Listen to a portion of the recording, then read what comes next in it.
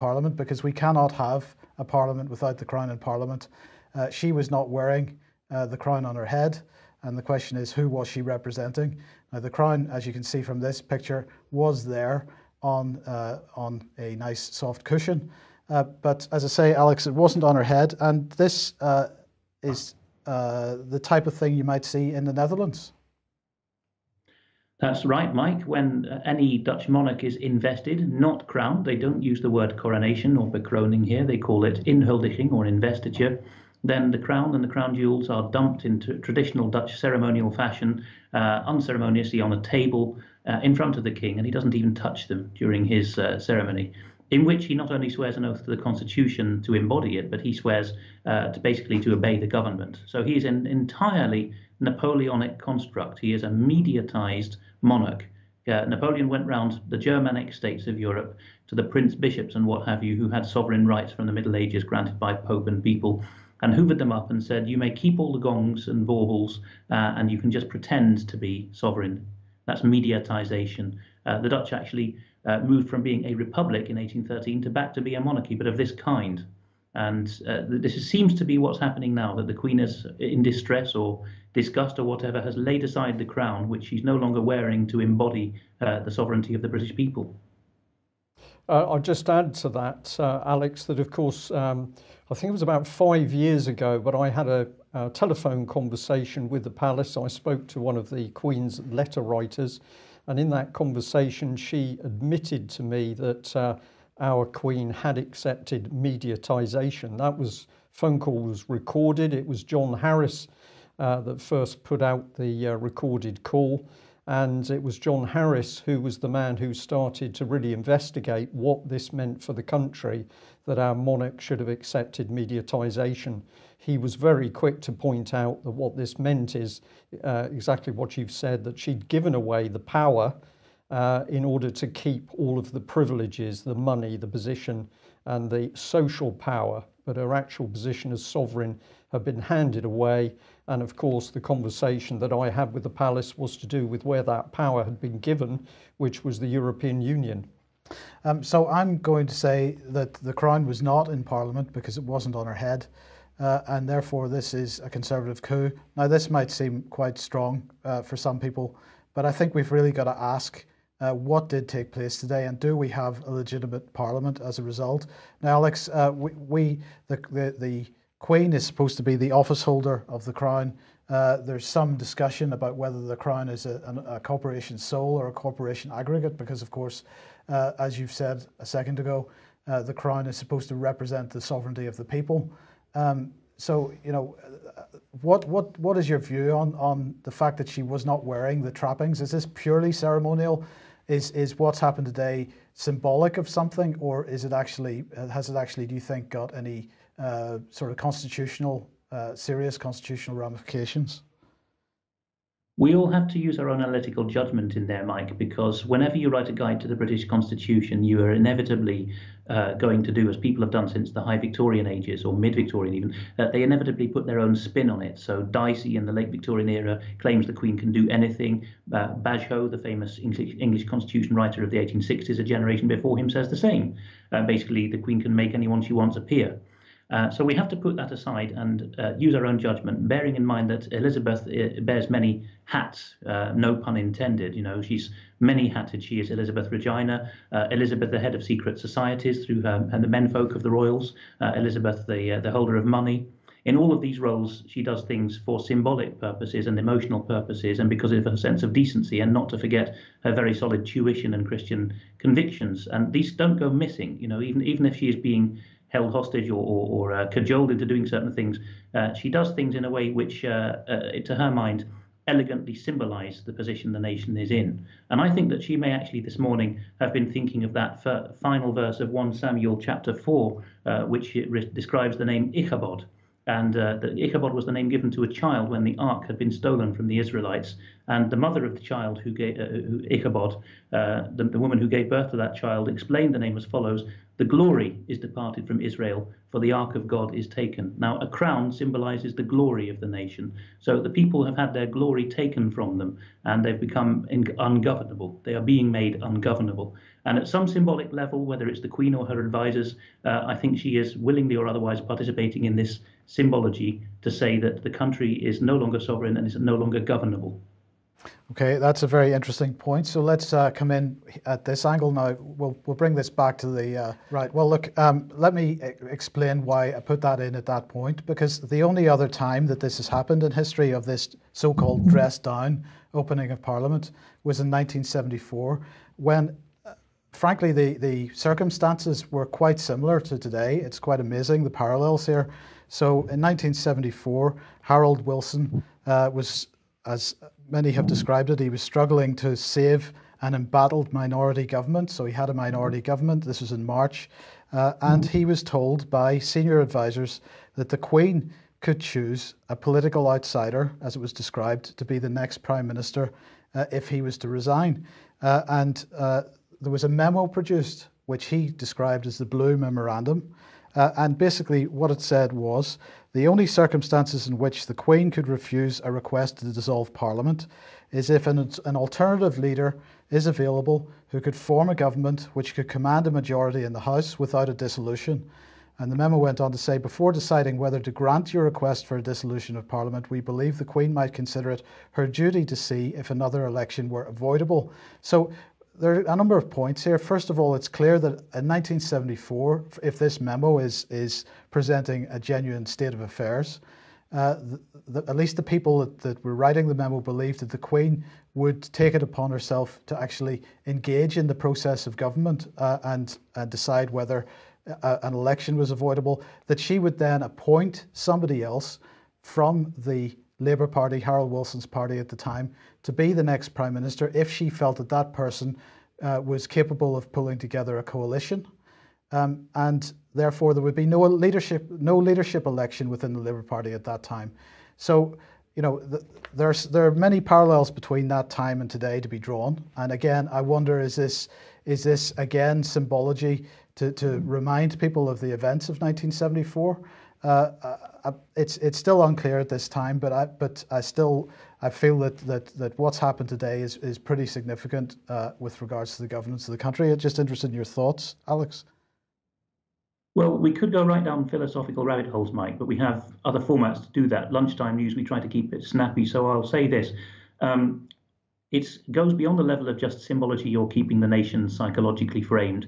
It is a moment of transition, which the phrase we keep hearing from our new third sector governors, which involves the constitutional wrecking of every Anglosphere country, every English-speaking common law democracy simultaneously.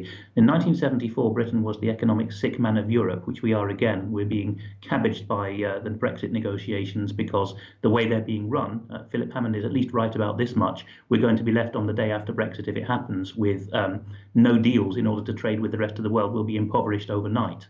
So that's one side of the wrecking. This was the case in 74. Less than a year before 74, you had Watergate in the States, and less than a year afterwards, you had the Gough, G-O-U-G-H, Gough-Whitlam scandal in Australia, where the Crown, the same Queen Elizabeth, through her Governor-General, sacked the Prime Minister of Australia. Most Australians didn't even know that that was possible, including some serious constitutionalists in Canberra. So what was happening there was the Bretton Woods model had finished. It had been sucked dry. The dollar was no longer backable. Nixon left the gold standard, of course, in 71 in preparation for this. And a new model was found. In that case, it was the hydrocarbon reserves of the Gulf. They became the new sink to back the currency.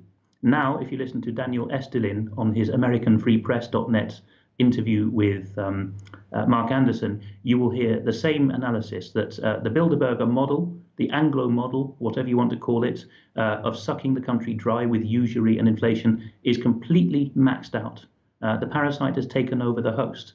And so there is serious panic, not on a constitutional level alone, or psychological or governmental, but economic. How are the businessmen going to continue to fleece us? They're going to have to make a transition, particularly in the common law democracies, which are the hardest nut to crack in this regard, a transition to a Germanic model, Platonic model of everyone working in the national interest for infrastructure, space-based economy. This is a very dark rabbit hole to go down. I can't go down it now, but basically this will be presented to us. You could call it Trumpism, whatever name you want to use for it, as the savior from the old system. But for it, we were going to need world government. So it's a coordinated Anglosphere-wide constitutional crisis. Alex, we will spend more time on that issue because it is so important, but as you say, under a vehicle other than the news. I'll just add that, of course, we reported immediately after the election that it was Citibank that calmly said Theresa May will be going. So one of the banking institutions immensely confident in saying that Theresa May was for the chop. Well, on the subject of what I would say is treason within the nation, let's remind people that back in February 2011, the UK column was warning about the secretive meetings between Britain's military leaders and the French that were hosted with the help of the charity, so-called charity, the Franco-British Council.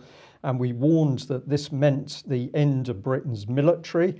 This is part of the article. We are to be stripped of the military power to act alone. Our military command and control structures are to be weakened and confused by French collaboration and partnering. And we are to be stripped of nuclear weapons. The security of Britain is being destroyed under the cloak of Cameron's Franco-British Defence Treaty. And more in the article, but this is the key piece. We said, perhaps appropriately for deals done in the dark, Admiral Stanhope's shameful British collaboration was conducted in anonymous dark civilian lounge suits. So when Britain's highest military leaders were betraying the nation, they didn't wear their uniforms, they wore civilian suits. And I believe, Alex, that this was very significant because I believe these men were committing treason. They would certainly have been committing treason had they done these deals in military uniform because they would have been representing the Crown, hence the change into the civilian suits. And I'm putting that as a supporting piece of information alongside the fact that the Queen did not wear the crown in her speech this morning. Arlesy, yes. One of our faithful viewers who's often in the chat box, has a thing or two to say about Alistair Burt. They're going to be running FCO policy, so it's a takeover because DFID, of course, is where we channel the money to destabilise countries along with our media efforts in the same regard. Burt, when he was out during the first Labour landslide, 97 to 2001 Parliament, went and worked for a management consultancy firm, and earlier than that, in the Thatcher era, he was a protege of, I think if I'm not wrong, not Sir Keith Joseph, but Kenneth, I forget the surname, the education minister, Kenneth Baker, who was a particular brand of Toryism. So that indicates what's going on here. Companies, through under the mantle of humanitarian aid, are taking over our foreign policy because they're going to get advance notice or steer us, indeed, to wreck certain countries, a good old American-German model in the Balkans, so that they can get the plum deals to reconstruct. To this. Now, I understand you've been in contact with this gentleman. This is Ronald Barnard, although he's often just known as Ronald B on the internet. If you're looking for copies of his interview, please be aware that there's many mirrors, and he has in fact only brought out 2 parts of this amazing whistleblowing series. So if you see part 3, 4, 5, this is people's analysis, not the original. The channel you need to go to is called M for Michael, DMTV. That's the originals. They have Dutch plus English subtitles or English audio, a range of versions to choose from. And this is part 2, in which he explains that he was one of the 8,000 to 8,500 financiers who, by invitation only, and they bond by sacrificing children, at which was the point he had to leap out, he couldn't take it. But these 8,000 to 8,500 financiers give orders to the BIS. If you go to the British Constitution Group's website and look at the Winchester talks, or the YouTube mirrors, you will hear Justin Walker and indeed David Ellis talk about the BIS being the pinnacle, the apex of the financial system, which indeed it is. Ronald Barnard was above that level, and he explains, even using hand gestures to say, sitting above the pyramid, that BIS sits above privately owned central banks, some of which now are Europe-wide, well, continent-wide, like the European Central Bank, and maybe NAFTA will have one in the future, then the regular retail banks, then below them the multinationals, and the corporate communitarian agenda comes in at that level, but it serves right up the pyramid. And he talks about these 2 models of usury and deliberate inflation to thieve the money and make sure there's never enough in the system for everyone to repay. So that goes into phenomenal detail, and it's the first time that someone on the whistleblowing side of child abuse and really elite stuff has merged with one who has a sober analysis like Justin Walker's of the BIS and all its ramifications and money creation. I would say it's the keystone interview, and this series is he's promising to release parts 3, 4, and 5, which were recorded later by special demand. He's going to explain it in an extremely productive style. I watched it with my mother-in-law last night. She said she could follow every word of it despite having quite a humble education. So he's really getting through to the masses and centralising his focus on how the Netherlands and Britain are at the heart of this rotten Tower of Basel, and in fact planned the wars and artificially create shortage. When you talk about artificial shortages, a lot of people say, well, there isn't enough to go around in the world anyway, be realistic. But what he's talking about is the money level shortage, deliberately not enough money because of the interest being creamed off. So that is not a matter of just real world economics, it's artificially created shortages. And yes, Ronald Bernard is going to spend most of the summer on a tour, but he has intimated that he may want to speak to UK Column News, and he's following us with interest. So watch this space. Okay, good stuff. Well, let's come to the City of London, because Philip Hammond was giving his speech yesterday to the Mansion House. This was supposed to take place last week, but because of the Grenfell fire, they decided to put it off, and they held it yesterday. So this was a keynote to Mansion House, which of course is the centre of City of London. He said that Britain would leave the EU in a way which prioritises British jobs and underpins British prosperity. I don't think so. He said our departure from the EU is underway, but ensuring that it happens via a smooth pathway to a deep and special future partnership with our EU neighbours, one that protects jobs, prosperity and living standards in Britain, will require every ounce of skill and diplomacy. So, Brian, every time we hear these people speak now, it's about smoothing a pathway to a deep and special future partnership. Partnership means membership, doesn't it? It means membership. It also means collaboration, Mike. And I think the society that is very nearly constructed under the surface is communitarianism. It's a communitarian society that they're putting together. It's got the loose label big society, but it's very dangerous stuff. Wherever you hear the newspeak language, the use of these strange words, strange phrases, this is the route to communitarianism. And also speaking at that Mansion House speech was the Canadian Mark Carnage, who is the Governor of the Bank of England, of course. He was really saying that Brexit was going to cause all kinds of problems. But he said, he was discussing interest rates. He said, now is not the right time to raise interest rates while wage growth remains anemic. So he's using what he describes as anemic wage growth as the excuse for not raising interest rates. Well, let's just have a look at this, because this organisation, the R3, saying that 1 in 25 UK businesses unable to repay debts if interest rates go up. And what this report is saying is that this is the Association of British Recovery Professionals. They're bankruptcy experts, and they've looked at the levels of corporate debt that are being held in the United Kingdom. And they're saying that if a 0.25% interest rate rise was to be imposed by the Bank of England, that 1 in every 25 businesses in the UK would go out of business immediately because they would find themselves in default. So that is a pretty staggering statistic, and I think that probably gives a better clue as to why Mark Carney cannot raise interest rates at this point. And if he comes back next month, if I remember rightly, the Monetary Policy Committee decided by 5-3 that they would not raise interest rates. We wait to see what happens next month, but we're looking at coming close to the end if this is the case. Immense danger just under the surface, and of course not being reported by the BBC or any of the other major so-called mainstream press and media.